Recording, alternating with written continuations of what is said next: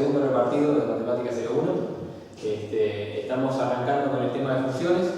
Este es un tema que ustedes ya lo empezaron a ver en nivelación y ya tendrían que recordar algo también del liceo. Ya ahora vamos a hacer un pequeño repaso en este primer partido y luego vamos a seguir, vamos a tener 4 repartidos trabajando con funciones.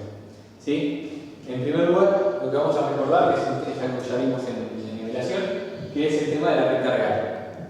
La recta real es una forma de representar gráficamente a los números reales. ¿Sí? Lo que tenemos es una línea recta infinitamente larga en la cual hacemos corresponder a cada uno de esos puntos con un número real. ¿Sí? Entonces, de esta manera, nosotros tenemos, por ejemplo, que este punto es 1, este punto será 5,3, acá tenemos a pi y así. ¿Correcto? Entonces nosotros los tenemos a todos los infinitos reales contenidos en esta recta que tiene infinitos puntos y están además ordenados en orden creciente de izquierda a derecha, como lo indica la propia línea. Entonces, nosotros lo que podemos hacer, en primer lugar, para ordenarlo justamente es marcar el 0. ¿Sí? Ahí vamos a tener hacia nuestra derecha, que es el orden creciente, vamos a tener los números positivos, y hacia nuestra izquierda, que es el orden decreciente, vamos a tener a los negativos. Bien, una vez que nosotros ubicamos al 0, ubicamos a un punto cualquiera, por ejemplo, llamamos de 3 o menos 5, no importa si es positivo o negativo, nosotros podemos medir cuál es la distancia que hay entre un determinado punto y el 0 o el origen de coordenadas. ¿Sí? A este número, la distancia acá va a ser de 3 unidades y la distancia acá, por ejemplo, va a ser de 5 unidades. ¿Bien? Correcto.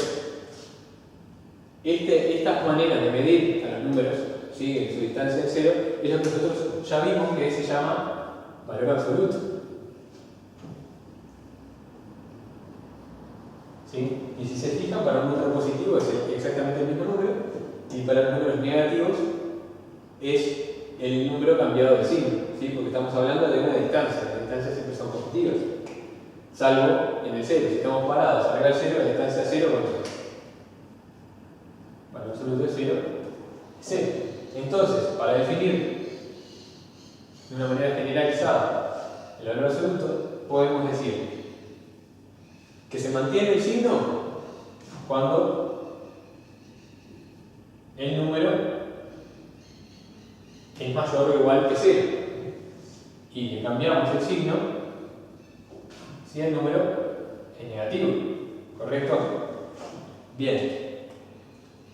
Esto es lo que refiere al valor absoluto. ¿Qué pasa? Nosotros nos interesa, cuando trabajamos con los reales, tener conjuntos, es lo que hemos venido haciendo en nivelación y que vamos a seguir haciendo todo el tiempo que estamos trabajando con números. Vamos a querer identificar conjuntos. Bien, una de las maneras más sencillas de representar conjuntos es a través de los entornos. ¿Cómo definimos un entorno? Bien, para un entorno nosotros necesitamos dar, en primer lugar, un centro y luego decir hasta qué distancia de ese centro yo me encuentro. ¿Sí? Supongamos que acá el centro es 0 y le damos una distancia 3 para mantener acá. Bien, si yo voy hacia el otro lado 3 unidades, también voy a encontrar a menos 3. ¿Sí? Esto ya nos ubica un poco en lo que veníamos hablando, valor absoluto. Bien, si yo quiero definir un entorno, lo que tengo que dar es, bueno,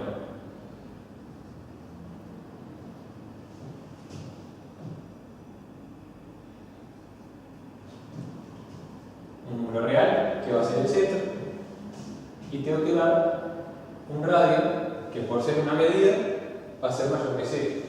¿Sí? Dijimos que este es el radio, y este es el centro. Entonces nosotros podemos decir que el conjunto, si yo me paro por acá, por ejemplo en X, esta distancia, el valor absoluto de X menos el centro, ¿sí? La distancia, recordemos que el valor absoluto sirve para medir. Esta distancia será menor que el radio que elegimos. Entonces estamos dentro de nuestro entorno. Es decir, el valor absoluto de X menos el centro tiene que ser menor que el radio. ¿Sí? De esa manera nos queda determinada lo que nosotros llamamos, lo denotaremos así, entorno, la X es el entorno de centro A y de radio delta, que cumple esta condición. ¿Sí?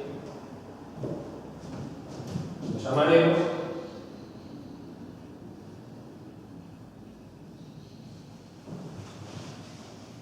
entorno de centro A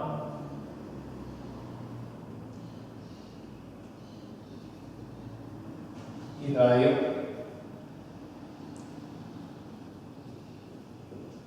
delta. ¿Correcto? Tenemos otra manera de verlo a la inversa. Nosotros en nivelación vimos los conjuntos al revés. Nosotros determinamos, por ejemplo, yo quiero el conjunto que está entre 2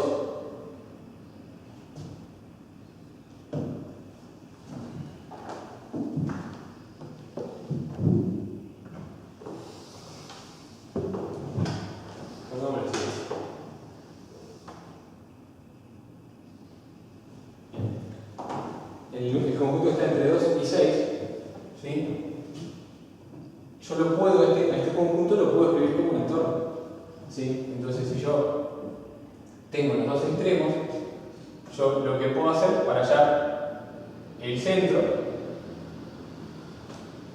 va a ser igual al promedio de los extremos. ¿Sí? En este caso, vamos a andar por acá en el medio. Nosotros sabemos que 6 más 2 es igual a 8. Y si a esto lo dividimos entre 2, tendremos 4. ¿Correcto? Ese sería el centro.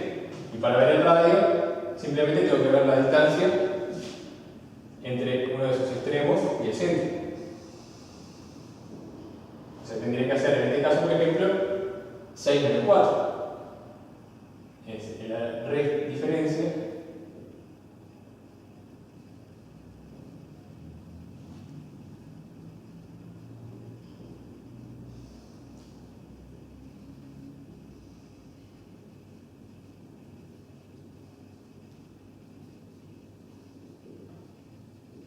¿sí? En este caso sería menos 4 menos 2. Y nos quedaría determinado esto con este conjunto que originalmente decíamos es el conjunto entre 2 y 6, es el entorno del centro 4 y radio 2. ¿Sí? Son las dos maneras. Yo puedo partir del centro y del radio y llegar a mi conjunto. En este caso, llegamos a que el conjunto era menos 3, o llegar partiendo de los dos extremos, hallar el centro y el radio y dejando escrito como un entorno. Bien, ¿qué pasa cuando a mí me interesa saber qué es lo que pasa en las proximidades de un punto en el que yo estoy trabajando? Bueno, lo que yo voy a mirar es justamente el entorno, los puntos que lo rodean. En ese caso, yo voy a tener lo que pasa arriba del punto que yo estoy trabajando no me va a interesar. ¿Sí? Entonces, lo que hacemos es no tenerlo en cuenta. ¿Cómo hacemos eso? Bien, le agregamos a esta definición que tenemos acá, le agregamos una condición más.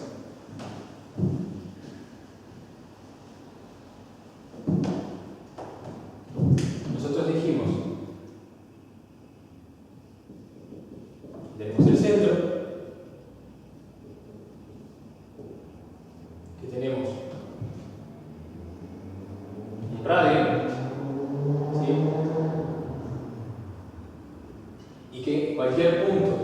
yo ubique y lo mida respecto a ese centro, va a estar a una distancia menor que el radio. Pero, ¿qué pasa cuando yo estoy parado en el centro? La distancia es 0. Y eso es lo que yo no quiero. Entonces, también le agrego la condición de que esta distancia tiene que ser mayor que 0. ¿Sí? De esta manera, lo que me queda determinado es lo que llamamos un entorno reducido. ¿Sí? En este caso, centro A, radio delta. ¿Sí? Y la diferencia que tiene justamente es esa. Si nosotros tenemos, por ejemplo, el entorno de centro 1 y de radio 2 reducido, yo voy a tener el 1, voy a tener 2 unidades hacia allá, 3, 2 unidades hacia acá, menos 1, ¿sí? Pero no voy a estar considerando el 1. Entorno reducido son todos los posibles valores que están entre los extremos y el centro. Ese es el entorno reducido. ¿Sí? Bien. Pasemos, entonces ya nos encontramos en condiciones de poder resolver el ejercicio número 1.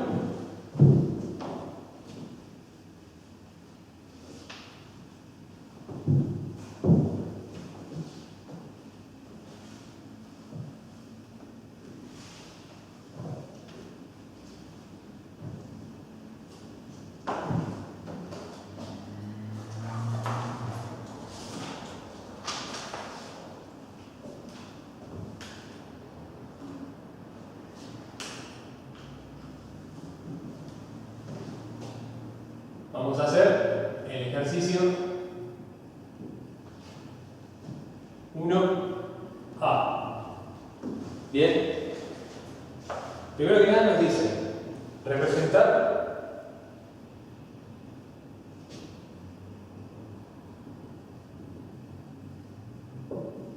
en la recta. Es el punto 1. Punto 2, expresar un entorno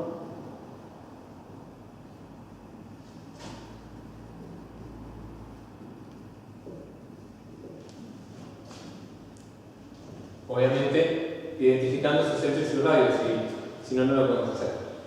Bien, vamos a hacer la parte A. El conjunto nos dan es el intervalo que va, intervalo abierto que va desde 1 hasta 7. ¿Sí? En la recta real, nosotros tenemos que identificar primero cuáles son sus extremos. Tenemos 1, tenemos 7. ¿Sí? Nuestro conjunto, por ser abierto, son todos los elementos que están acá. ¿Bien? Sin incluir a los extremos. Bien, lo tenemos representado en la recta. ¿Cómo lo expresamos como entorno? Bien, dijimos que si nosotros partimos de los extremos, nosotros podemos llegar a el centro y el radio, que son los dos valores que necesito para tener definido el entorno. Entonces, primero que nada, para el centro, ¿cómo dijimos que hacíamos? Tenemos que hallar el promedio entre los dos extremos, el valor medio. Es decir, 1 más 7 sobre 2, que en este caso es 4. ¿Bien? Y para hallar intuitivamente, ¿no? Uno lo mira, el centro siempre tiene que ser un valor que esté entre los dos extremos, no me puede dar 10 o menos 2. Algo malísimo si me digo esa cosa. Y para el radio también. El radio va a ser la distancia entre el centro y sus extremos. En este caso es evidente, ¿no? Entre 7 y 4.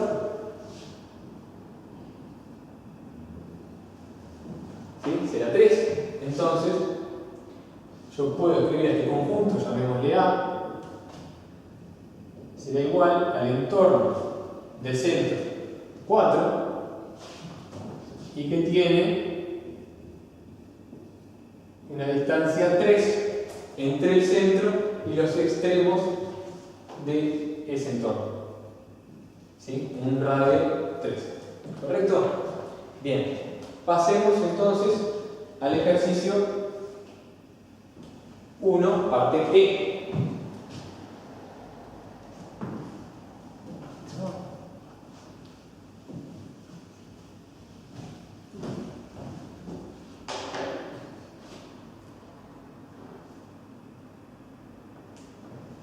Bien, tenemos en la parte E, nos dice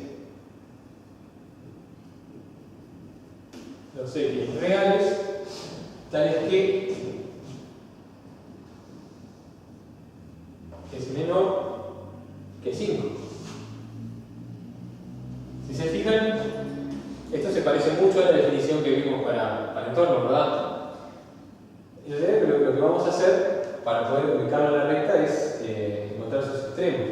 Nosotros sabemos que si yo tengo un valor absoluto de cualquier número, ¿sí?, va a ser igual, dijimos que A si A es mayor que 0 y que menos A si A es menor que 0. ¿Sí?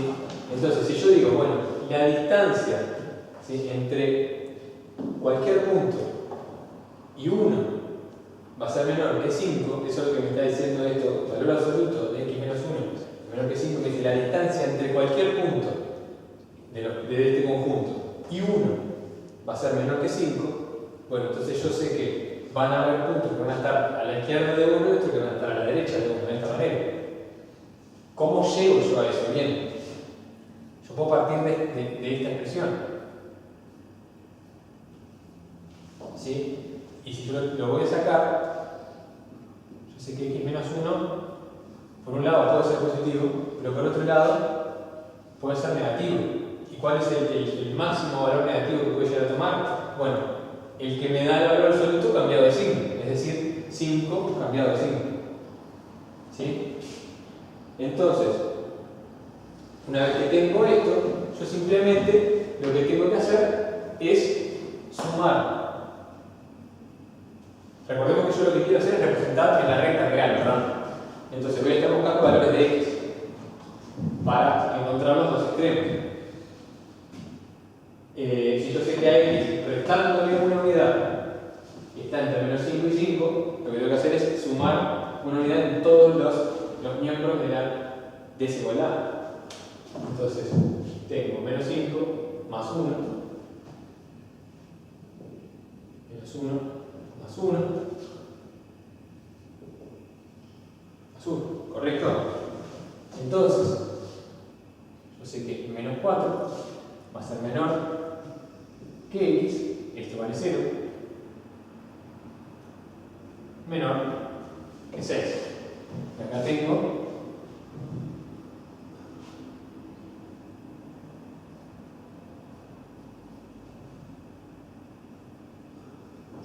representado a mi conjunto, ¿sí?, en la recta real.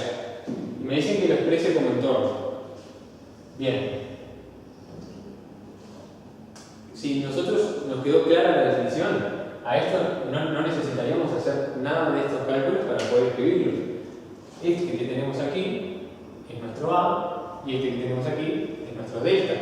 Entonces podemos decir que este es el entorno de centro A y de radio delta, que van a ser 1 y de radio 5. ¿Sí? Bueno, pero por ahí se nos complica con las definiciones formales, lo podemos rever como hicimos con el ejemplo de recién. Yo digo, bueno, el centro es igual a menos 4 más 6 sobre 2. Es decir, 2 sobre 2 es 1. ¿Correcto? Llegamos a la misma. Y el radio va a ser igual al extremo menos el centro, que dijimos que era 1, el extremo derecho, tenemos que nos da 5. ¿Sí? Bien, veamos el ejercicio siguiente. el ejercicio de la parte F, que es bastante similar a este.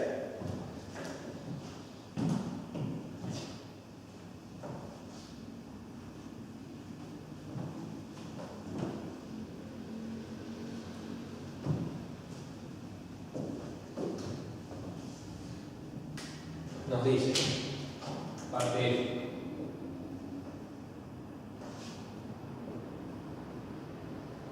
Tal que el valor absoluto de x más 2 menor que 3.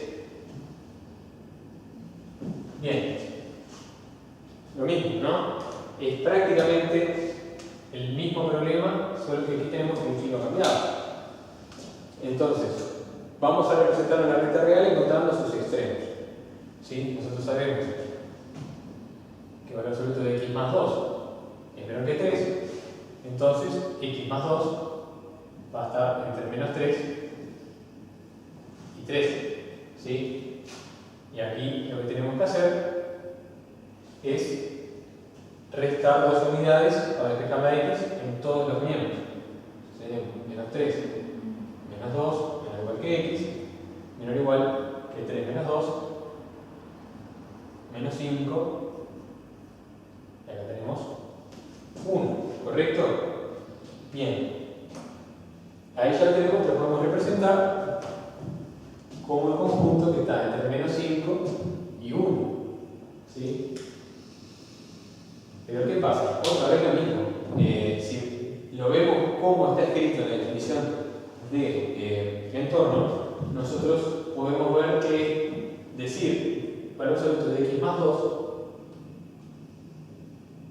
es igual al valor absoluto de x menos 2.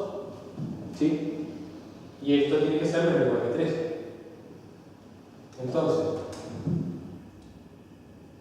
este será nuestro centro y este será nuestro radio. Entonces nosotros, ya sin tener que hacer ninguna cuenta con los extremos, ya tenemos escrito de la manera que nos dice, bien, el centro está acá, es menos 2, y el radio es 3, y es correcto, si yo a menos 2 le sumo 3, llevo a 1, y yo a menos 2 le resto 3, llevo a menos 5. ¿Sí? Entonces, ya lo puedo escribir con esta información de esta manera. Entorno del centro menos 2 y de radio 3. Lo verificamos. El centro igual a menos 5 más 1 sobre 2 es igual a menos 4 sobre 2 menos 2. ¿Sí? Y el radio lo puedo ver como la diferencia entre el extremo superior y el centro, menos 2 va a ser igual a 1 más 2, que es igual a 3. ¿Sí? Bien, eso lo que refiere a entornos. ¿Sí?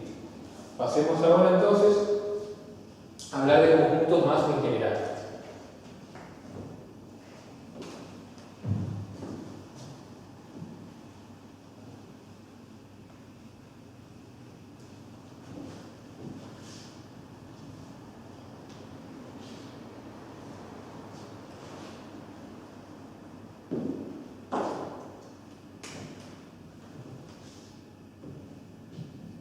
Supongamos que tenemos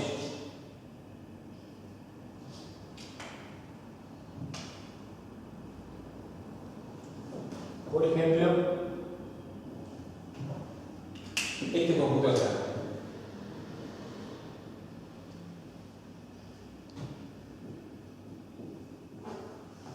¿Sí? Bien. Nosotros lo que podemos decir es que yo me podría parar por acá y encontrar, por ejemplo, 4 o 5 o 10 o 1 millón o 3,1, ¿sí? Cualquier valor, llamémosle A, que sea mayor que 3, va a ser mayor que 2, mayor que 0 y mayor que cualquiera de los números que componen a este conjunto.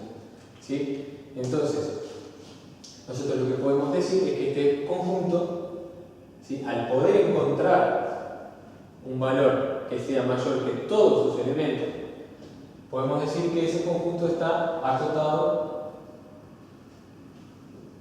superiormente. ¿Sí? Entonces, llamémosle S al conjunto. Sea S un conjunto conteniendo reales tal que existe, llamémosle A, mayor o igual que X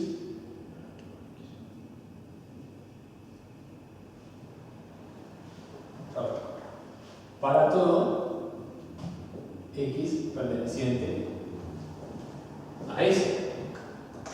¿Sí? En ese caso, nosotros lo que podemos decir es que S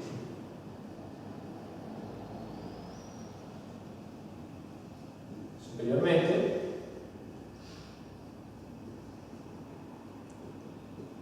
y que A es cota superior.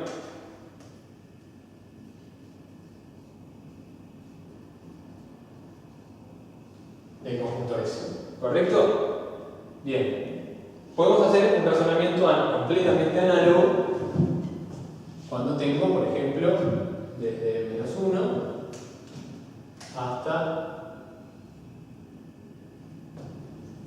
¿sí? hasta el infinito. Bien.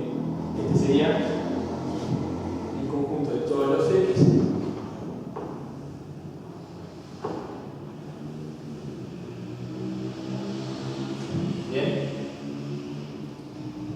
Bien, acá lo que tenemos es que el conjunto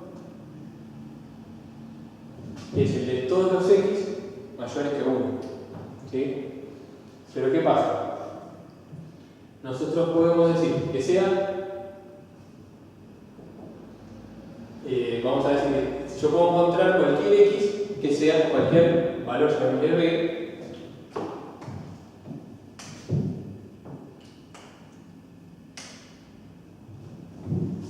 ponemos que sea mayor o igual que menos 1, perdón. Bien. Ahí, mayor o igual que menos 1, correcto. Si nosotros podemos encontrar cualquier B que sea menor que menos 1, ¿sí? O sea, vamos a encontrar menos 2, vamos a encontrar menos 5, vamos a encontrar menos 1.000.000. Decimos que este conjunto está acotado inferiormente.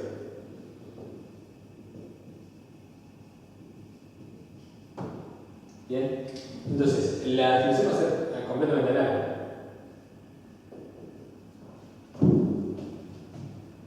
Va a existir un B, ¿sí? menor o igual que todos los X que componen ese conjunto, ¿sí? para todo X. Bien, y ahí decimos que está acotado inferiormente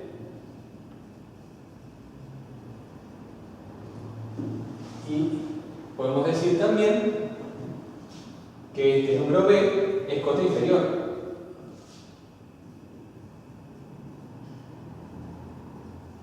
De este conjunto S. ¿Correcto? Bien. Cuando tenemos el caso en que, por ejemplo, supongamos que intersectamos estos dos conjuntos,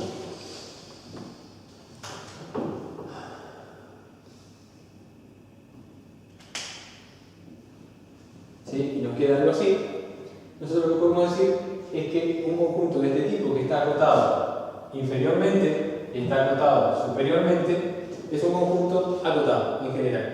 ¿Sí? Entonces, llamémosle conjunto, qué sé yo, P. Entonces, P está acotado acotado.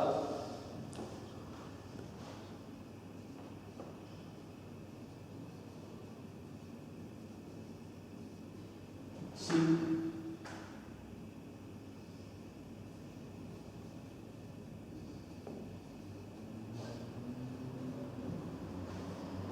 Inferior y superiormente.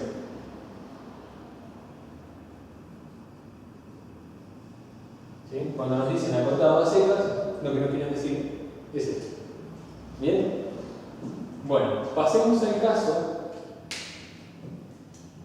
o pasemos más bien a estudiar los distintos tipos de cotas. Porque ¿qué pasa? Dijimos que puedo encontrar para este conjunto, por ejemplo, infinitas cotas. Cualquier número que esté desde aquí en adelante, ¿sí? O sea, que sea mayor de estos números, va a ser cota superior. Lo mismo pasa por acá. Cualquier número inferior que B va a ser cota. ¿Sí? Son infinitas. A mí me va a interesar, cuando estoy trabajando con conjuntos, poder hacer algo de este tipo. De esta manera. ¿Sí? Fijarme cuál es el valor más grande que yo puedo alcanzar con este conjunto, o de todas sus cotas, cuál es la más chica en el caso del superior y cuál es la más grande en el caso del inferior. Esos valores tienen un nombre, ¿sí? Porque justamente nos ayudan a definir los conjuntos, nos ayudan a determinar los límites de los conjuntos. Con los límites me refiero a dónde termina ese conjunto. Entonces, si nosotros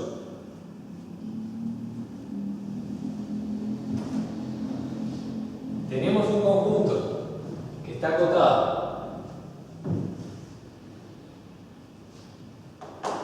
¿sí? Un conjunto S,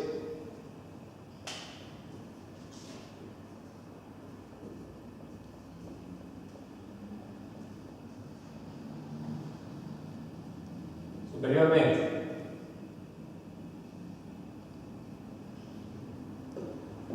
¿sí? Sabemos que A es cota superior de S, ¿sí?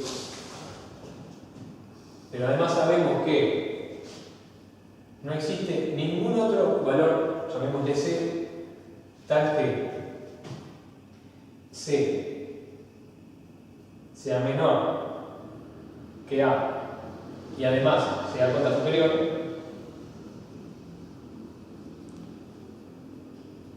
Es evidente, ¿no? Si nosotros queremos a la cota más chica, no puede haber otra cota que sea más chica que ella. Entonces, lo que podemos decir del número A es que es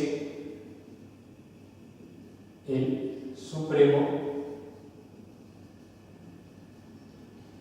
de S, ¿sí? Lo mismo sucede con un conjunto S acotado inferiormente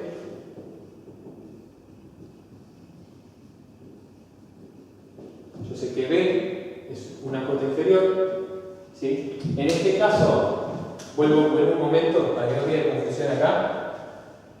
En este caso, obviamente, A va a ser el máximo valor que voy a, el valor más chico de cota que yo pueda encontrar. En este caso va a ser el 13, ¿sí? Va a ser este A. ¿Por qué? Porque si yo tuviera, por ejemplo, un número un poquito más chico que 3, ya van a haber elementos del conjunto que van a ser superiores a ese valor, entonces no va a ser una cota superior, ¿sí? Es la cota superior más pequeña que yo puedo encontrar, ¿sí? Es el supremo. En este caso, es el razonamiento completamente real. ¿Cuál es la cota inferior más grande que yo puedo encontrar? Y va a ser este. -1. Si yo me corro un poquito, por más que -1 no pertenezca al conjunto, si yo me corro un poquito de -1 hacia la derecha, busco un elemento apenas mayor, ya voy a tener elementos por la densidad del conjunto de los reales. Si me corro un poquito, ya voy a encontrar elementos del conjunto que van a ser inferiores a él y no va a ser una cota inferior, ¿sí? Entonces, acá no va a existir un C tal que C sea mayor que B, y sea cota inferior. Obviamente de S, ¿verdad? Es lo mismo. Inferior del conjunto S. Entonces lo que podemos decir del elemento B es que B es el ínfimo de S. ¿Sí? La cota superior más pequeña que podemos encontrar le llamamos supremo, y la cota inferior más grande que podemos encontrar le llamamos ínfimo. ¿Correcto? Bien. Ahora, nosotros, si ustedes estuvieron prestando atención a los ejemplos, van a ver que hay una sutil diferencia entre estos dos, y que yo la remarqué recién cuando les dije que por más que menos uno no pertenezca al conjunto. Hay una pequeña diferencia, que la cota inferior más grande, en este caso, el ínfimo, pertenezca o no pertenezca al conjunto, me va a cambiar las cosas. Puede ser un conjunto cerrado o abierto. Entonces, cuando el elemento A pertenece al conjunto, ¿sí? Además de ser el supremo,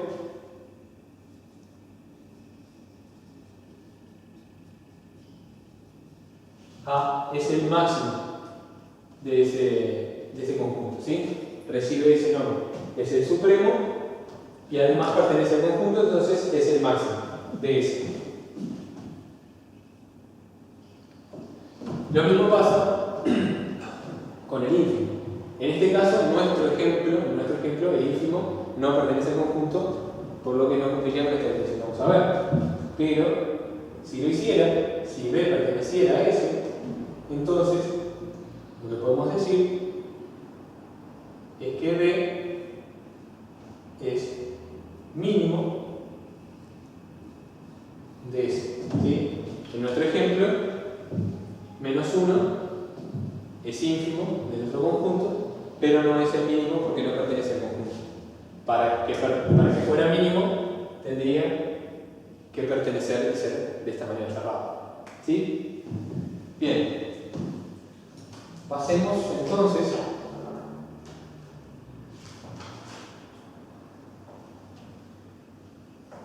entonces ya a hacer los ejercicios, el ejercicio número 2.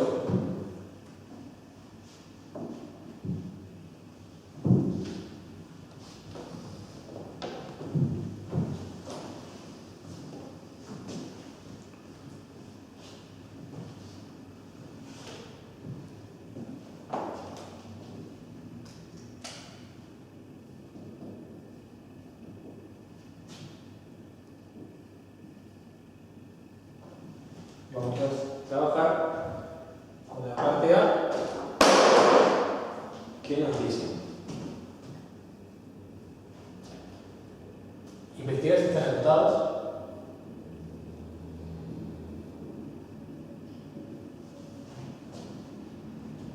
Y nos piden hallar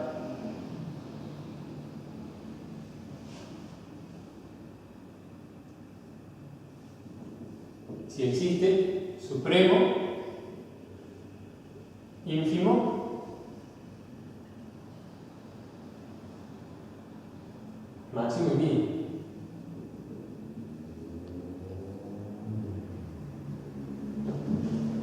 Bien. En la parte A lo que tenemos es todos los naturales menores o iguales que 5.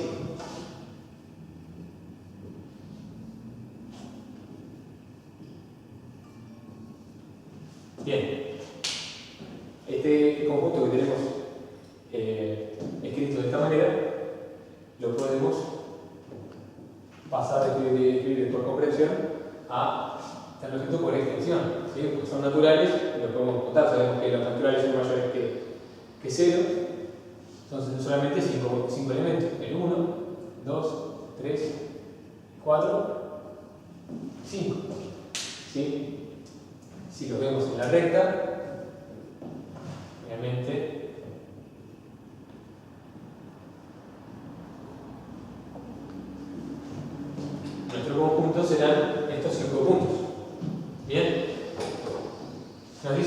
definiciones está acotado.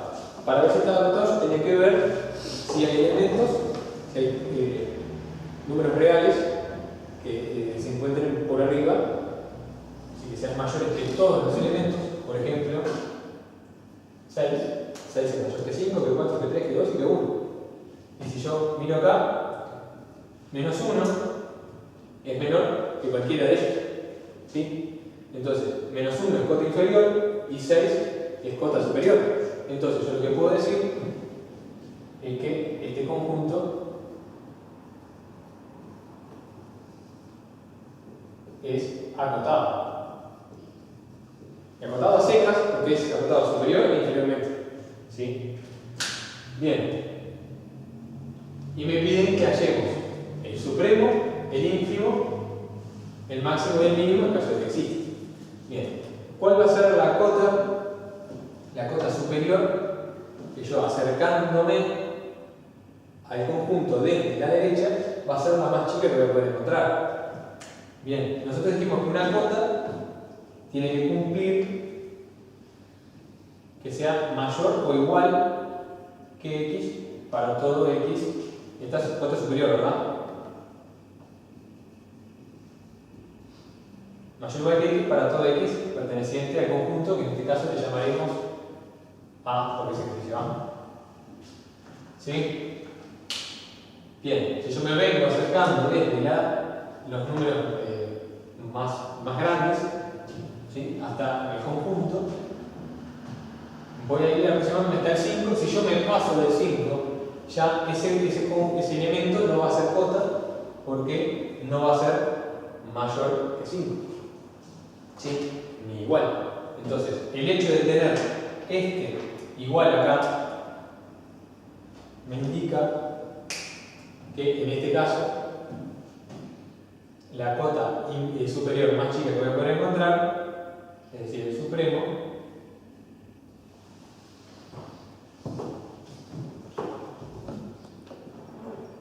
va a ser 5.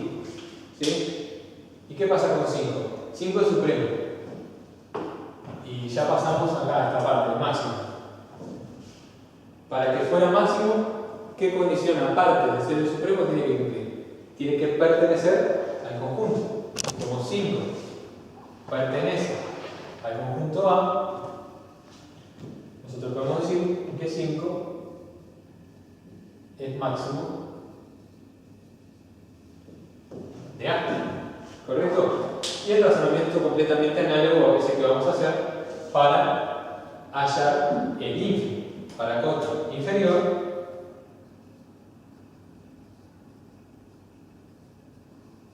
se tiene que cumplir que el B sea menor o igual para todos los X que pertenecen al conjunto. ¿Sí? Nos venimos acercando desde la izquierda hasta que lleguemos al 1. Si pasamos del 1, deja de ser cota inferior. Entonces, el número menor o igual que todos los elementos va a ser 1 menor o igual que 1, es decir, 1. Y más grande. Y podemos decir que el ínfimo es igual a 1. Y acá lo mismo, como el 1 pertenece al conjunto A, vamos a sacar la conclusión de que 1 es mínimo del conjunto A. ¿Sí? Cumplimos con la definición, nos verificamos que cumplen esas condiciones. Bien. Pasamos entonces al ejercicio B.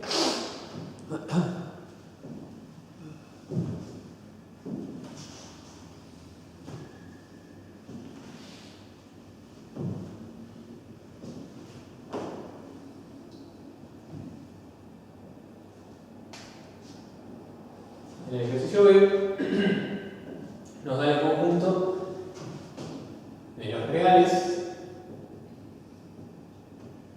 tal que x es menor o igual que 5. Y acá tenemos una diferencia simplemente en el conjunto de definición que nos cambia radicalmente cuál es el conjunto con el que estamos trabajando. trabajando. Si yo, en lugar de trabajar con los naturales, que eran elementos discretos, que partían, tenían todos mayores que 0, ahí yo tenía un montón de condiciones que me los acotaban. En este caso no, la única condición que me los está acotando es esta. Entonces, yo sé que del 5 hacia la izquierda va a estar definido un conjunto que es cerrado, porque es menor o igual. ¿Sí?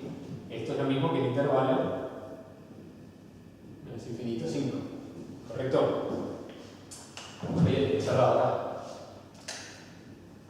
Bien. Nos dicen y nos fijemos si está acotado. Ya más o menos lo venimos incluyendo. Primero, por el lado del lado superior, por arriba de 5, vamos a poder encontrar infinitos valores que sean mayores que todos los elementos del conjunto. Entonces podemos decir que nuestro conjunto, llamémosle B, es acotado superiormente.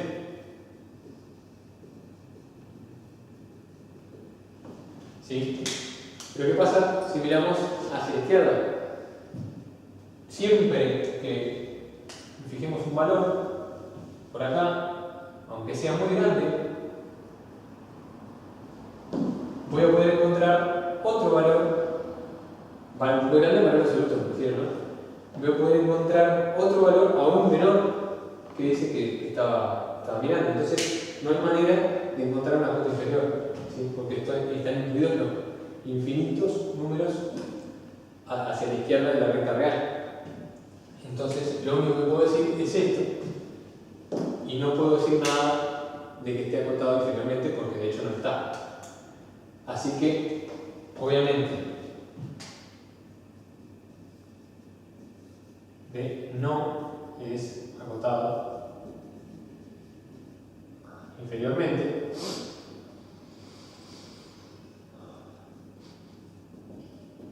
Entonces, al no tener cotas inferiores, no va a tener una cota inferior que sea la más grande.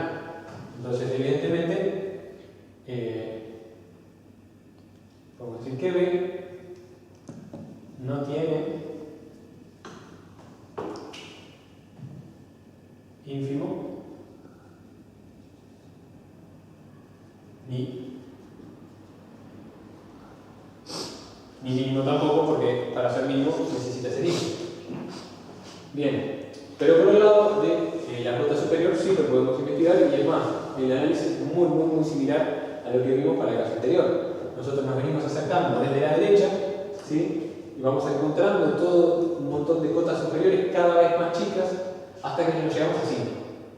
Cuando estoy parado en 5, si yo avanzo un poquito hacia la izquierda, ese valor que yo me tome va a dejar de ser cota superior, porque voy a encontrar valores dentro del conjunto que van a ser superiores a ese valor que yo me tomé. Entonces, la cota superior más chica que yo puedo encontrar es cuando me paro arriba de 5, ¿sí? Entonces, el supremo, podemos decir que 5 es supremo de B. Y además, nosotros sabemos que x es menor o igual que 5. Entonces 5 pertenece al conjunto B. Y acá podemos deducir que 5 es máximo de B. ¿Correcto? Bien. Vamos a pasar a la parte E.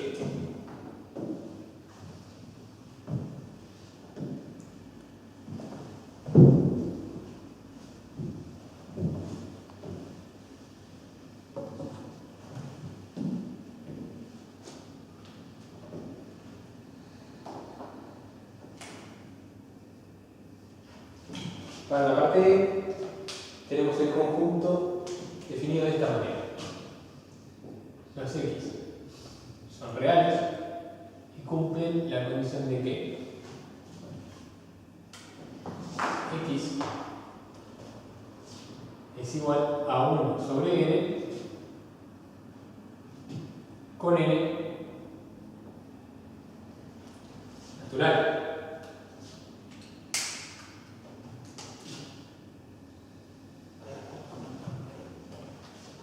Bien. Vamos a verlo numéricamente. Nosotros sabemos que los naturales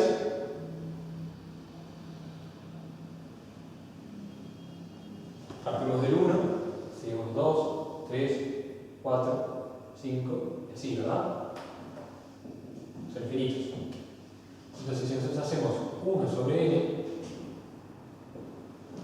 lo que vamos a tener es 1 sobre 1, acá vamos a tener un medio, acá vamos a tener un tercio, acá vamos a tener un cuarto, un quinto, y así.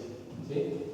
Si se fijan, esto es aproximadamente 0,5, esto es aproximadamente 0,33, este es 0,25, y así. Si se fijan, tenemos valores cada vez más chicos, ¿sí? Discretos, y que se van aproximando a 0. Bien, lo podemos representar en la recta real.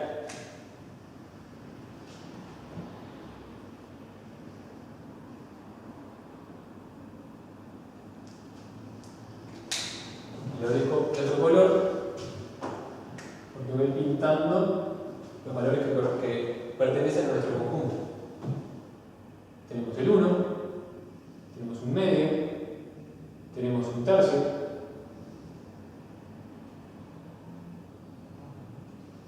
por ahí, tenemos un cuarto, tenemos un quinto, y así vamos a seguir. Vieron que esta diferencia se va haciendo cada vez más chiquita, se van acercando cada vez más, pero sin llegar al 0. Ese es mi conjunto que le llamaremos conjunto E.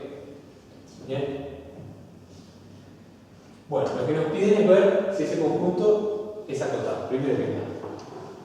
El conjunto, para ver si es acotado, el mismo razonamiento que hoy, tenemos números a los que nos podemos aproximar. Si nos aproximamos desde los números que vienen del más infinito, los números más grandes, bueno, vamos acercando hasta que llegamos al 1. Una vez que pasamos el 1, nos pasa lo mismo que en el primer ejercicio que vimos, deja de ser cota superior, entonces ese es nuestro límite, ese es nuestro extremo. Lo que tenemos es que 1 es el supremo de, primero que nada, podemos encontrar cotas de los dos lados, entonces E está acotado, eso es evidente.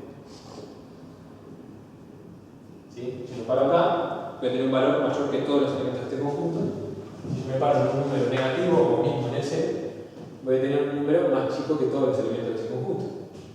Entonces, el conjunto E está acotado. El supremo de E dijimos que es 1, y me pasa lo mismo cuando me acerco desde acá. Yo puedo llegar a 0. Si me paso un poquito del 0, ¿sí? Yo siempre, supongamos que tengo, qué sé yo, 1 sobre 1.000.000, ¿sí? Si yo miro entre ese valor y el 0, por ejemplo, tengo 1 sobre 1.000.001, que me da un poquito menos, es más chico ese valor.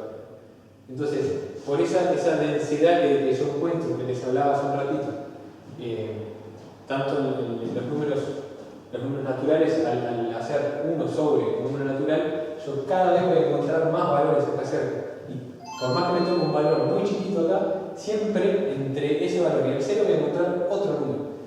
Entonces, ningún número, por chiquito, por poca diferencia que tenga con el 0, que sea mayor que 0, va a ser cota inferior. Entonces, lo que yo puedo decir es que el 0 es la cota inferior más grande. Es el ínfimo. ¿Sí? ¿Y qué pasa? Acá sí tenemos una diferencia. El 1, ¿qué pasa? El 1 dividido 1, pertenece al conjunto E. ¿Sí? Entonces, 1 es máximo.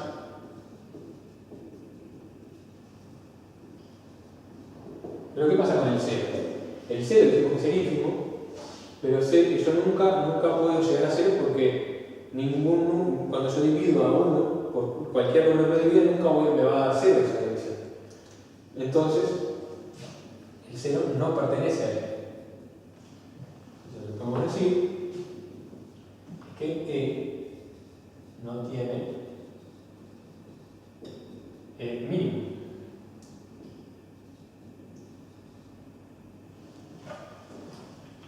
¿Sí? Y bueno, por ahí estaría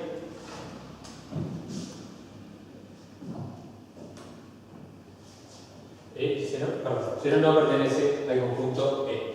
Correcto. Bien.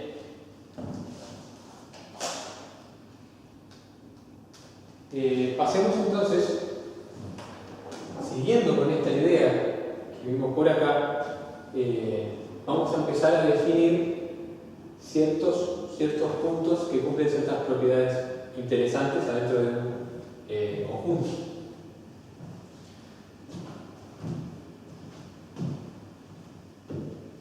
Y yo voy a dejar porque nos va a servir.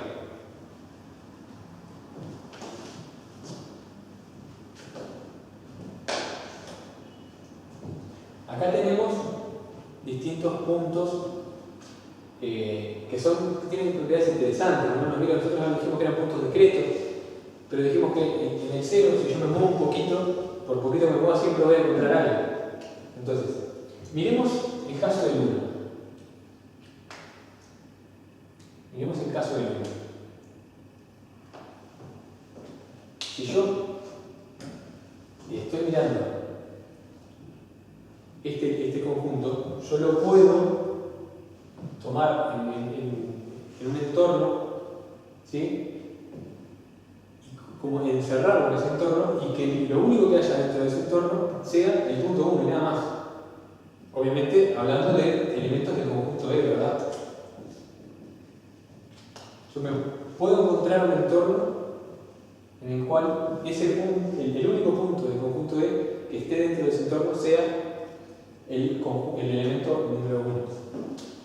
¿Qué pasa con, por ejemplo, el 0?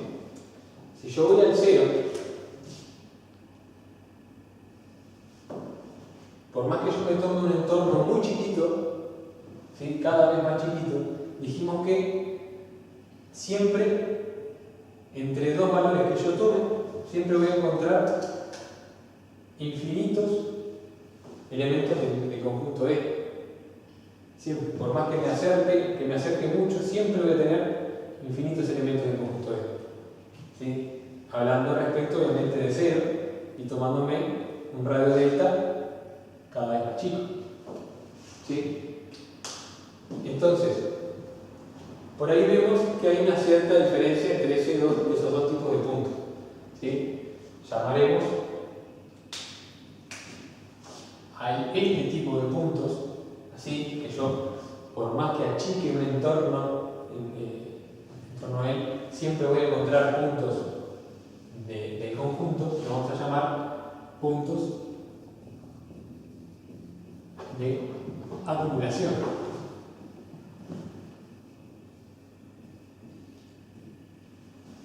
¿Sí? Los puntos de acumulación, ustedes se fijan, el 0 nosotros lo llamamos punto de acumulación, pero el 0 ni siquiera pertenece al conjunto. ¿Sí? Entonces lo primero que definimos para el punto de acumulación es, obviamente, en nuestro conjunto en el que estamos trabajando. ¿Sí? Y bueno, vamos a ver el punto en que vamos a evaluar. ¿Sí? Sí. una bola reducida. ¿Reducida por qué? Porque a mí no me interesa si el elemento pertenece o no pertenece. A mí me interesa que cuando yo mire al costado, siempre, por más tan más cerquita que mire, siempre encuentre elementos de este conjunto. Entonces, me interesa el entorno reducido de ese punto. Del centro A, y radio de esta, lo intersecto con el conjunto. Y eso siempre me da distinto de vacío, que quiere decir que yo encuentro algún elemento del conjunto adentro del entorno reducido, y llamémosle, entorno reducido.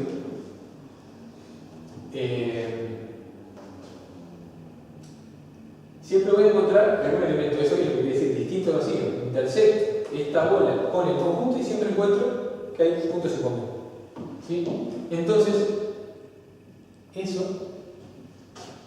podemos decir que A es punto de acumulación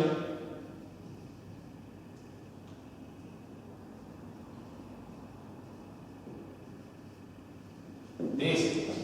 ¿Qué pasa con el 1? En el 1, a mí me interesa, primero que nada, que sea un punto de conjunto. Y que yo pueda encerrarlo, aislarlo adentro del entorno. Yo puedo tomar un entorno, no importa si es muy grande o muy chiquito. Lo importante es que yo lo pueda encerrar y que el único elemento del conjunto de que queda dentro de ese entorno sea ese mismo elemento, que en este caso es el 1. Entonces vamos a llamar, como les decía, puntos aislados. Defino un conjunto, ¿sí? Le tomo el punto a estudiar. En este caso sí que, ¿no? Vieron que hay esta diferencia, ¿no? Acá el punto que yo estoy estudiando como posible punto aislado o de acumulación puede ser un real cualquiera, no tiene por qué pertenecer al conjunto, pero en este caso tiene que pertenecer al conjunto. ¿Sí? Entonces, si existe uno, con uno me alcanza, ya tiene que ser para todos F. ¿Sí? Allá tiene que ser para todo F, para todos los entornos posibles, ¿sí? Sea muy grande o muy chico, siempre tengo que encontrar algo. En este caso, porque exista uno solo, y tiene que ser ahora no reducido, de un entorno que incluya el punto.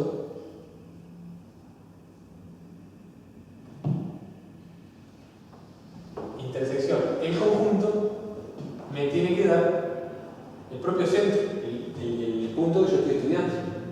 ¿Sí? En este caso, yo me tomo, por ejemplo, teníamos un medio, tomemos un delta igual a 0,3. ¿Sí? Voy a irme acá a 0,7 y acá a 1,3. ¿Sí? El intervalo entre 0,7 y 1,3 intersectado con el conjunto, este le llamamos E, aquí va a ser igual a 1, el único elemento de E que está dentro de este intervalo es 1. Entonces, lo que podemos decir es que A es un punto aislado del conjunto en el que le llamamos S. ¿Correcto? Bien. Eso tiene que ver con puntos aislados y punto de acumulación. ¿Qué pasa? Ustedes fíjense una cosa. Si yo puedo encontrar, ¿sí? Miren esta condición acá, si existe un entorno de centro A, que radio delta, que su intersección con el conjunto sea igual al centro, si yo hago el entorno reducido para este mismo entorno, ¿sí? Es decir, dejo de mirar al centro y lo intersecto, ¿esto qué me da? Me da vacío, porque lo único que había intersectal en común entre este intervalo y el conjunto era el centro. Si yo salgo del centro, ya no tengo nada en común. Es decir, su intersección es vacía. Y no estamos cumpliendo la condición que nos pide para que sea punto de acumulación. Entonces, lo que vemos de este razonamiento es que un punto no puede ser aislado y de acumulación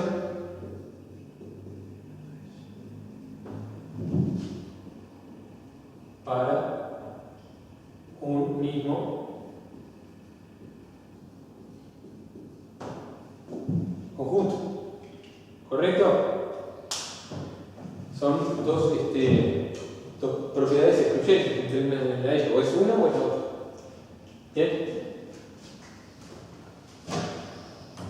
Perfecto.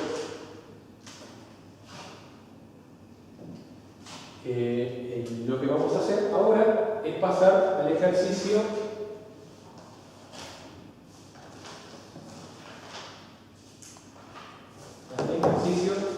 número 4. 3.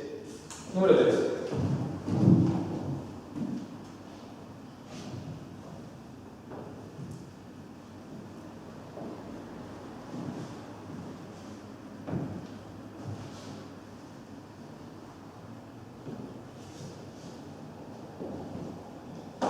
Bien.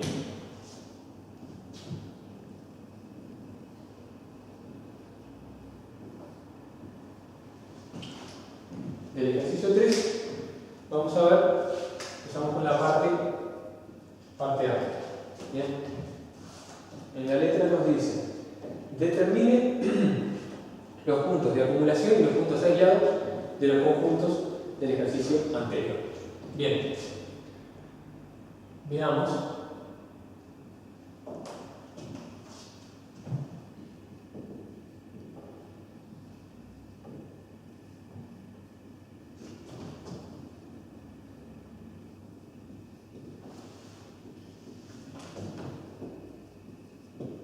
Bien. Para el caso A, habíamos dicho que eran los naturales menores que 5. ¿Sí? Y habíamos visto que era un conjunto discreto.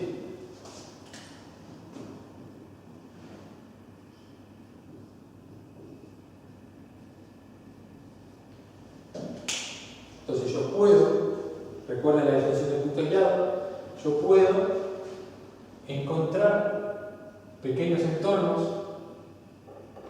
con radio menor o igual a 1, radio menor que 1 en realidad. ¿Sí? Vamos a encontrar entornos concentrados en cualquiera de los puntos que componen a este conjunto, en el cual, ¿sí?, de centro X y de radio delta intersección con el conjunto que le hemos llamado A, lo único que encontramos es ese X. ¿Sí? Por ejemplo, para el caso de 1, podemos hacer un entorno de centro 1 y de radio 0,2. ¿Sí? La intersección con el conjunto, si yo miro acá, radio 0,2, lo único que hay del conjunto A es el elemento 1. Entonces esto es igual a 1. Y así para cualquiera de los puntos. ¿Sí? Entonces, lo que yo puedo decir es que todos los puntos, todos los elementos del conjunto A son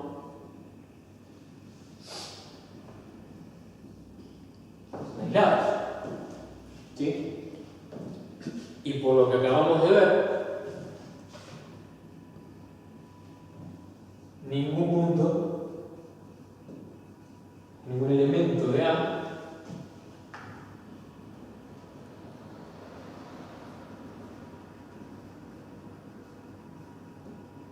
es punto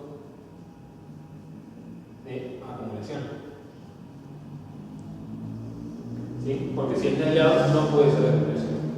¿Correcto? Bien, eso es lo que refiere a la parte A. Veamos la parte B. En la parte B, el conjunto B lo definíamos como los reales. Tal que X es igual que 5.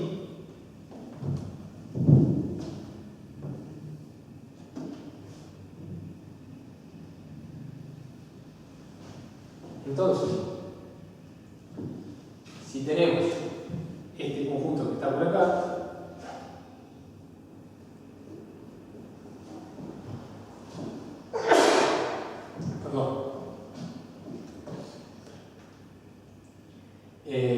lo que tenemos por acá es que si yo busco encerrar algún punto como hicimos en este ejemplo, ningún punto me va a quedar solo dentro de ese entorno. Siempre voy a encontrar, por más chiquito que haga el entorno, siempre van a haber elementos del conjunto adentro de ese entorno, otros elementos, infinitos en realidad. ¿Sí? Entonces, lo que yo puedo decir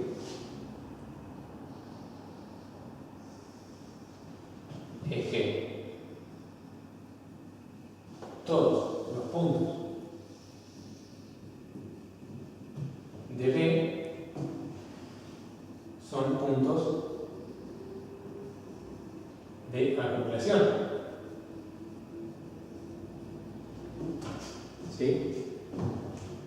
Para cualquier punto, incluso el 5, ustedes se fijan, nosotros tenemos el 5, yo me tomo un entorno acá, de este lado no voy a tener ningún elemento del conjunto en la derecha, pero acá voy a encontrar entre 5 menos delta, que va a ser el extremo izquierdo, y 5, que es el centro, voy a encontrar infinitos puntos. ¿Sí? Llámenle, por ejemplo, 4,97. ¿Sí? Voy a tener todos los infinitos puntos entre esos dos valores en el medio. Es decir, por más que siga achicando el radio, siempre voy a encontrar infinitos, aunque sea en la mitad izquierda. Entonces, tanto 5 como todos los valores que están a su izquierda van a ser puntos de acumulación de B. Y por lo tanto,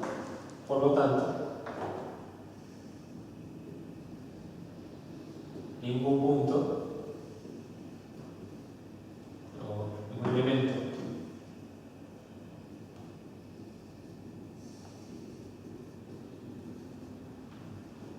es un punto aislado. Bien, pasemos a la parte E.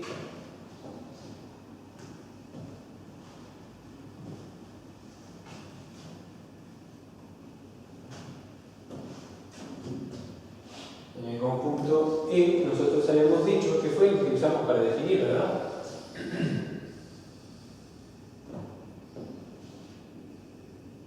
¿Sí? Eran los X, el 7 tal que 1 sobre X igual a X con N natural. Entonces teníamos el 1, medio, tercio, cuarto y así. ¿Sí? Pero siempre son puntos discretos, que son 1 dividido por natural. Ya que entre un punto y el otro de este conjunto, yo encuentro, yo tengo un espaciamiento, digamos. Por ejemplo, acá lo podemos ver muy claro. ¿Sí? Acá, entre un cuarto y un quinto pasa lo mismo.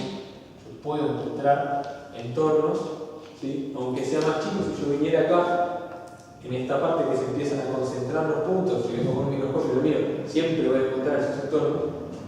Entonces, yo lo que puedo decir es que todos los puntos de el conjunto E son aislados. Pero ¿qué pasa? Cuando nosotros definimos punto de acumulación, dijimos que no tenía por qué pertenecer al conjunto. Es más, lo hicimos con el ejemplo de este ejercicio. ¿Sí? Por más que todos los puntos de sean aislados, nosotros podemos encontrar un elemento, un número que no es el elemento de, pero que es un punto de acumulación de este conjunto. ¿Sí? Si recuerdan la definición, dijimos que A tiene que pertenecer a los reales, ¿sí? Y que el entorno reducido de centro A en radio delta, intersección de nuestro conjunto, en este caso E, tiene que ser distinta de vacío para todo delta. Entonces, acá lo dijimos cuando explicamos la definición de punto de acumulación. Por más que yo achique el intervalo, siempre voy a encontrar elementos hacia adentro. Entonces, lo que podemos decir es que 0 es punto de acumulación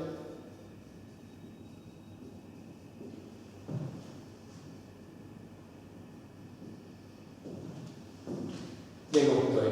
¿Correcto? Así fue como lo definimos. Bien. Con eso estaríamos liquidando el ejercicio número 3. ¿Sí? Pasemos ahora a hablar del tema que les indicaba desde el principio. Esto ha sido una pequeña introducción de lo que es funciones.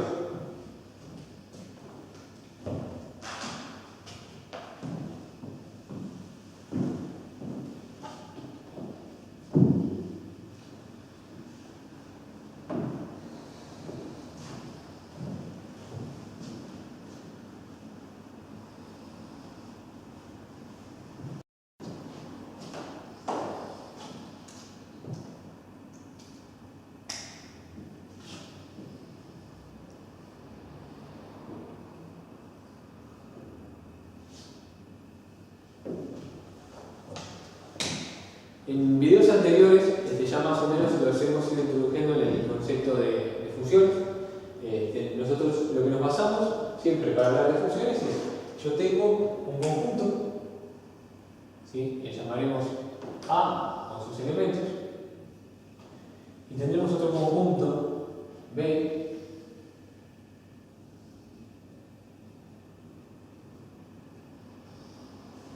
también con sus elementos. Y lo que queremos con las funciones, nosotros en general trabajamos, dijimos que hablábamos de ecuaciones y demás, porque queríamos representar matemáticamente y trabajar con distintas relaciones. Bueno, las relaciones entre dos conjuntos, ¿sí? Que cumplen la condición de que a cada elemento del conjunto A le hace corresponder un solo elemento del conjunto B, ¿sí? Si yo tomo este conjunto, la relación me lo hace corresponder con este. Este conjunto me lo hace corresponder también con este. Y este elemento también lo hace corresponder con este. ¿Sí? Lo que tenemos es una relación. ¿Sí? Entonces, lo que sabemos que las funciones son relaciones entre los elementos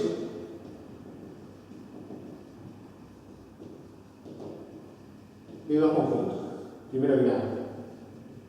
¿Sí? Y lo otro que sabemos es que a cada elemento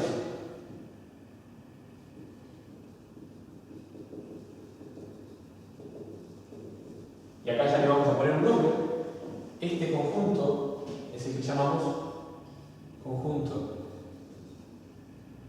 de partida, o como le llamaremos usualmente, dominio. ¿Sí? Cada elemento del dominio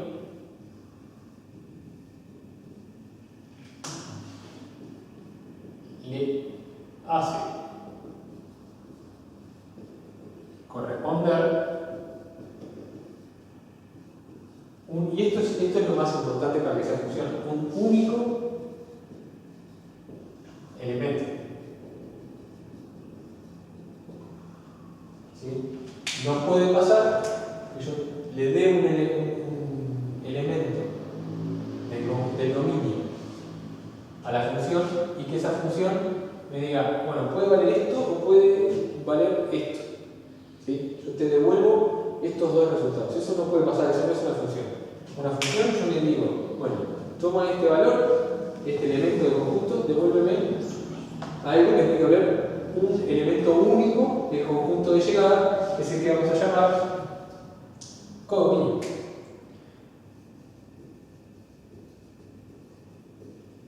¿Sí?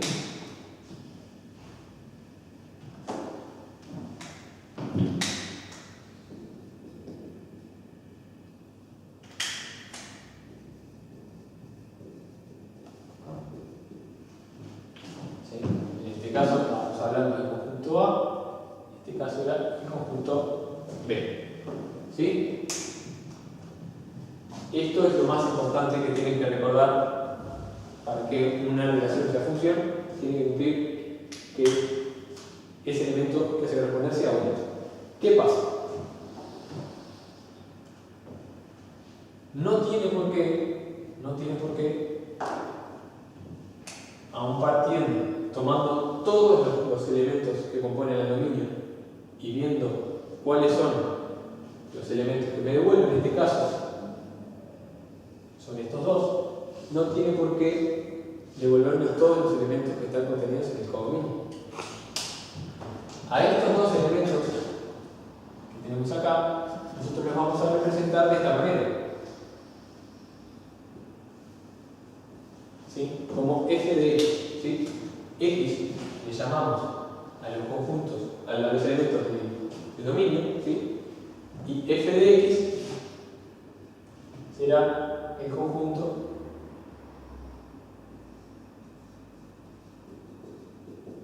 imagen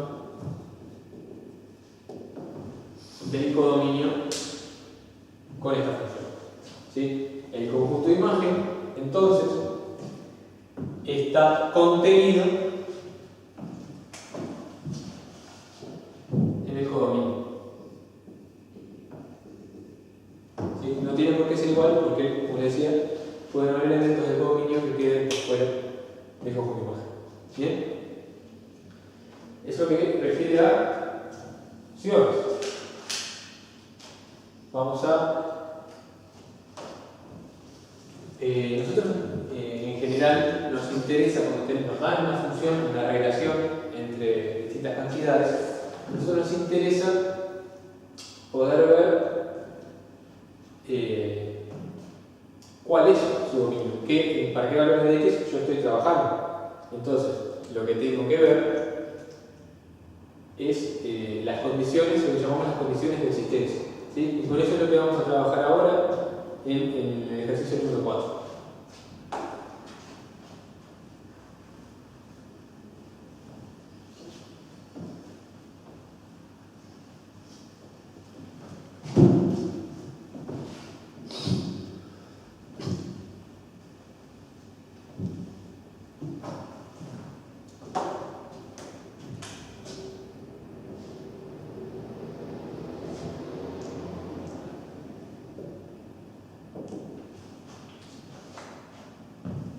nos piden hallar el dominio de la función.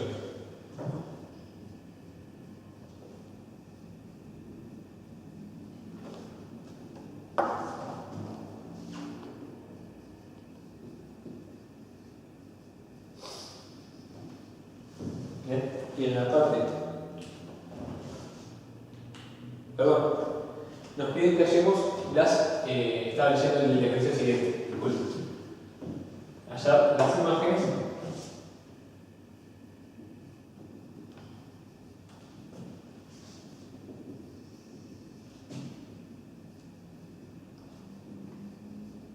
bien, ahora sí. Tenemos en la parte A que f de x es igual al logaritmo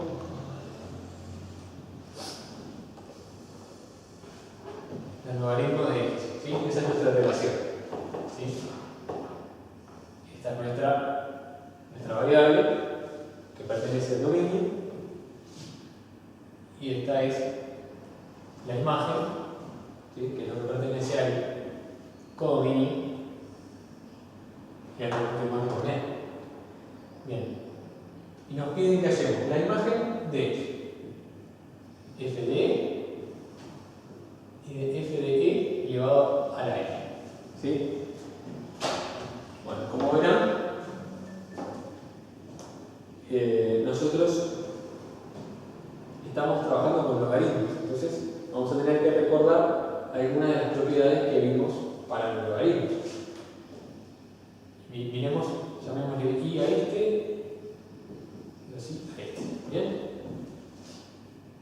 Para i, f de e, lo que quiere decir es que en esta expresión algebraica que nos representa la relación entre los dos conjuntos, con dominio y codominio, voy a tener que sustituir el valor indicado entre paréntesis en la variable. Entonces voy a tener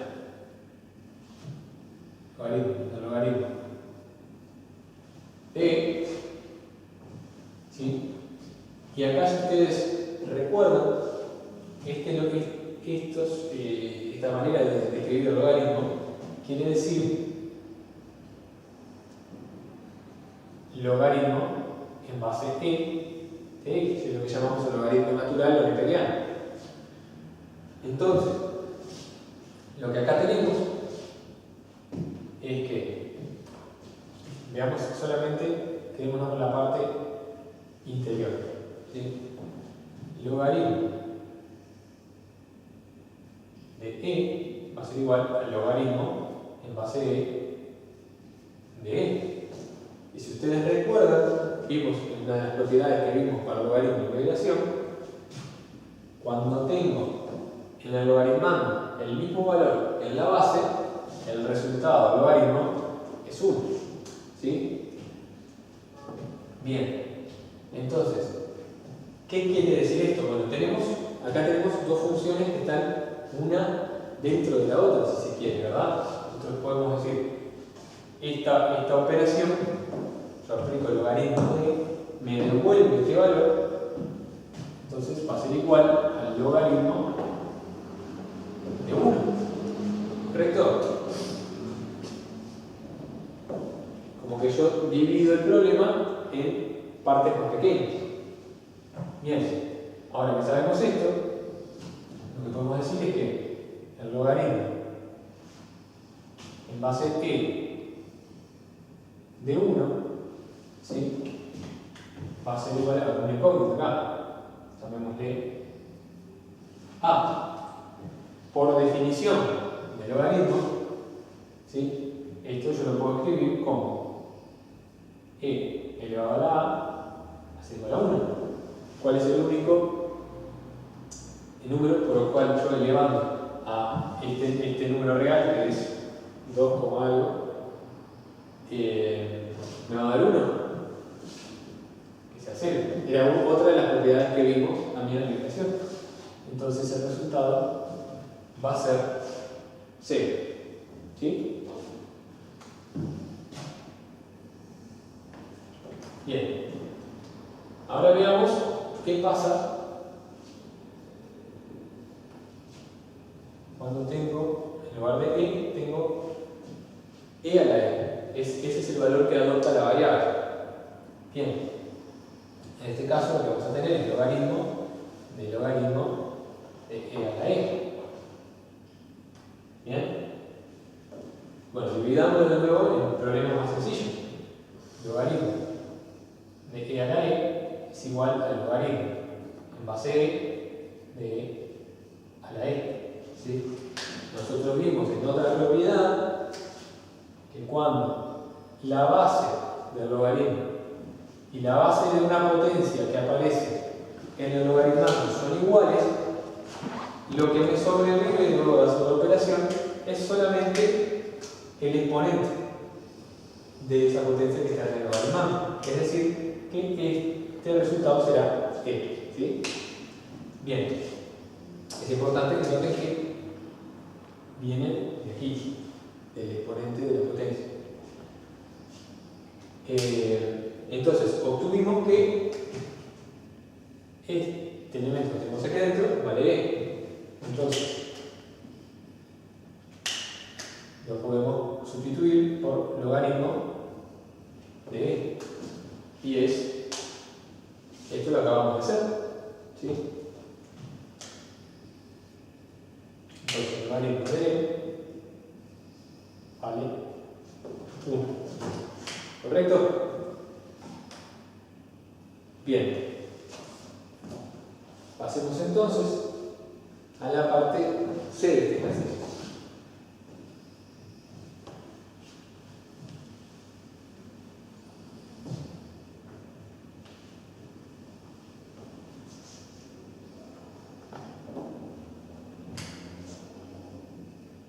Parte C. Tenemos que f de x, y acá tenemos algo parecido a lo que nos pasaba con la operación del valor absoluto. Es lo que llamamos una función partida. Tenemos que para determinados valores de x, cuando x es no negativo o mayor o igual que 0, la función se va a comportar de una manera. Va a relacionar el dominio con el codominio a través de esta relación. Cuando el x en la variable es negativa, la relación, la expresión algebraica que representa esa relación va a ser distinta. Es decir, 2x más 4. ¿Correcto? Entonces x menos 4. Bien. Entonces acá es importante siempre tener presente sobre qué porción del dominio estoy trabajando. ¿Sí? Yo estoy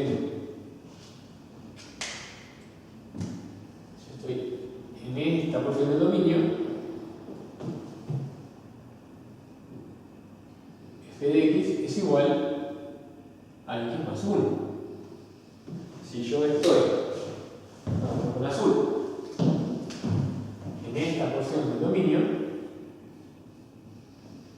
f de x será igual a 2x menos 4. ¿Bien? Correcto. Entonces ahora lo que vamos a hacer es hallar los valores de las imágenes que nos piden. En primer lugar nos dicen f de c.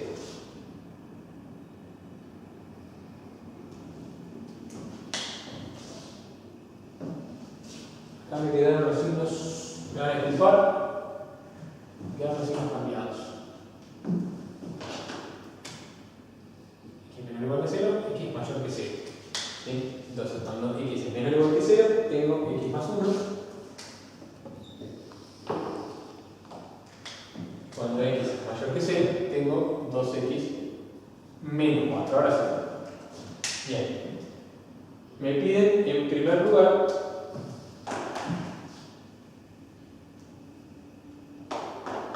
redefinir el dominio con mucho cuidado. Entonces, vieron que es fácil confundirse.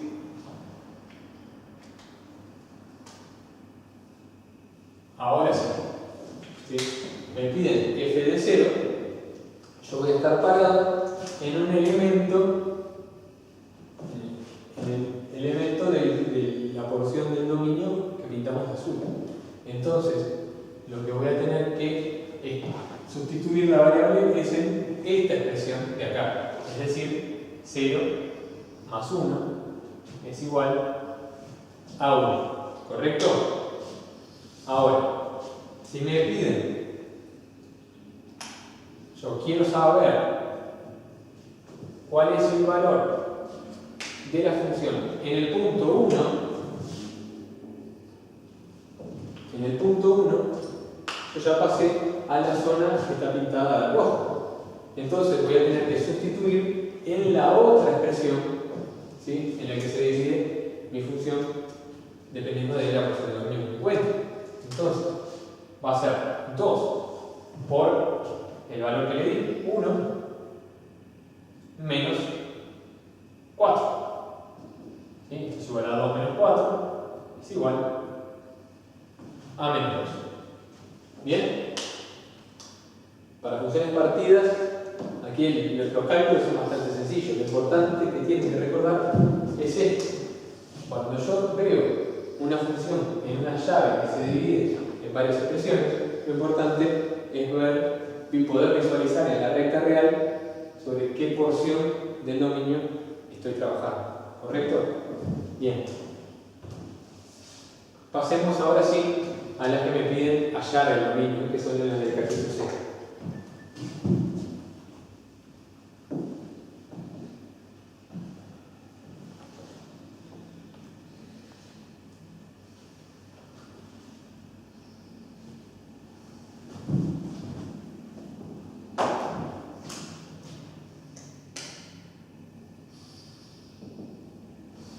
Bien, el ejercicio 5 dijimos hallar dominio.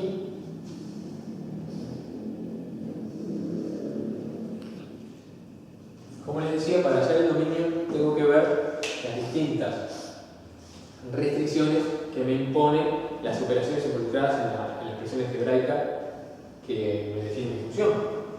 Entonces, en el 5b, por ejemplo, nosotros tenemos que f de x sería igual a raíz cuadrada de x al cuadrado menos 4. ¿Sí? Acá recordemos que esto igual a lo que vimos cuando hablamos de ecuaciones. Si yo tengo una expresión algebraica, ¿sí?, lo que me da es como una serie de instrucciones para operar con los números que yo le dé a la variable. ¿Sí? Si yo, por ejemplo, elija el número 1 en m al cuadrado, luego el resultado restire 4 y luego el resultado aplique el raíz cuadrada. Esa es la serie de instrucciones, serie de pasos, ¿sí?, que me indica esta función. ¿Sí? Y al final voy a tener un resultado. Entonces yo tengo que ver que entre este número que yo elegí sustituir acá y al final no haya alguna incongruencia, haya algo que me diga, bueno, para ese valor no es posible, no puede llegar. Por ejemplo, supongamos que tomamos el valor de x igual justamente 1. ¿Sí? Tenemos 1 al cuadrado, 1. 1 al cuadrado menos 4. Menos 3, raíz de menos 3. Y acá tenemos un problema. O nos metemos en los complejos, o esto no tiene solución con los números reales. ¿Sí? Van a haber puntos, van a haber zonas de no existencia.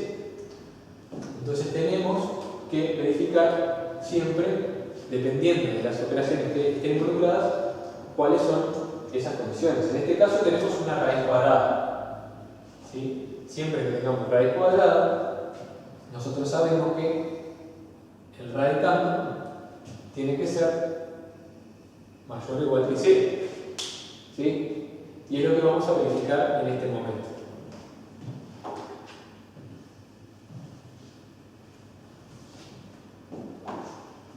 Digamos lo siguiente. El radicando de esta raíz va a ser x cuadrado menos 4. Entonces, si yo tengo una raíz así, que a z con una x, y digo quiero que x sea mayor que 0, en este caso, lo que se te va a tener que cumplir es que x al cuadrado menos 4, ¿sí?, tiene que ser mayor o igual que 0, no puede ser negativo, ¿sí? No puedo hacer de raíz cuadrada con un índice par a un número negativo. Y entonces esto es, obligatoriamente este valor que tengo aquí adentro tiene que ser mayor o igual que 0. Entonces ahora despejamos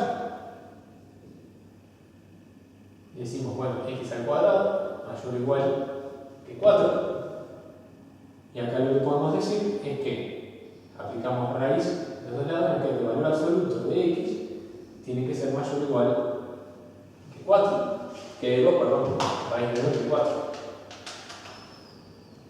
¿Sí?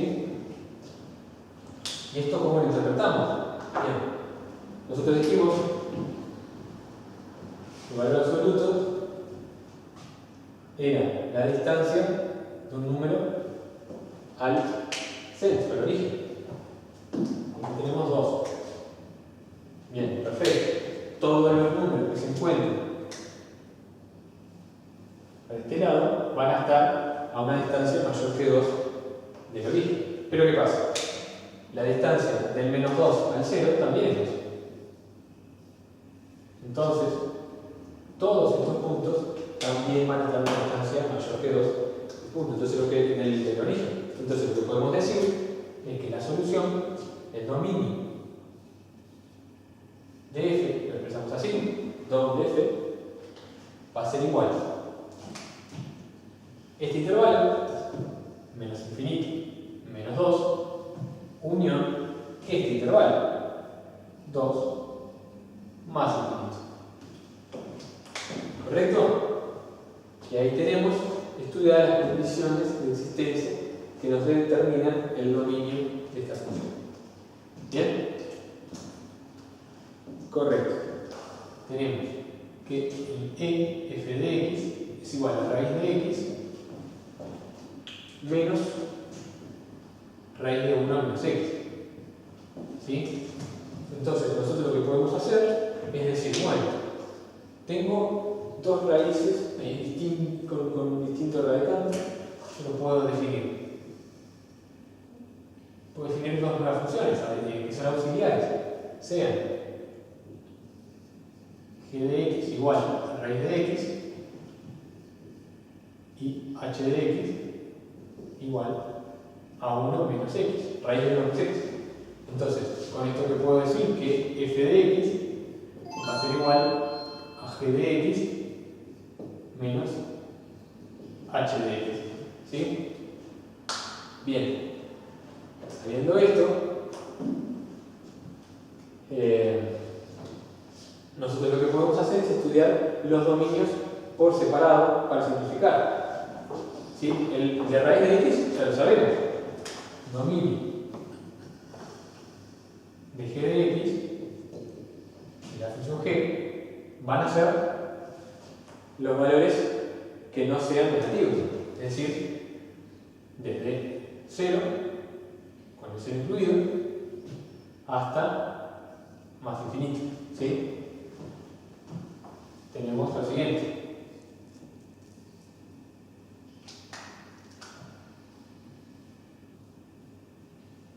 Bien. Para h, yo lo que tengo que ver es que el radicando, que es 1 menos x, sea mayor o igual que 0. Es decir, yo voy a pasar, lo hacemos un poquito más grande acá abajo si quieren. Existe h de x, si solo si 1 menos x es mayor o igual que 0. ¿Sí? Sumamos el opuesto de x en ambos miembros y tenemos que 1 tiene que ser mayor o igual que x. ¿Sí? Entonces lo que vamos a tener es el conjunto donde los x son todos menores que 1. Menores o iguales. ¿Sí? Entonces lo que sé es que el dominio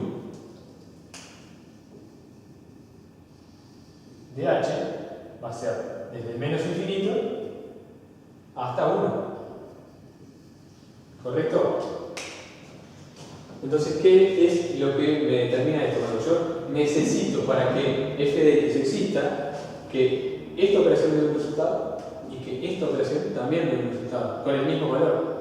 Estamos de acuerdo que yo, cuando digo f de 0, esta x vale 0 y esta x vale 0. No pueden valer cosas distintas.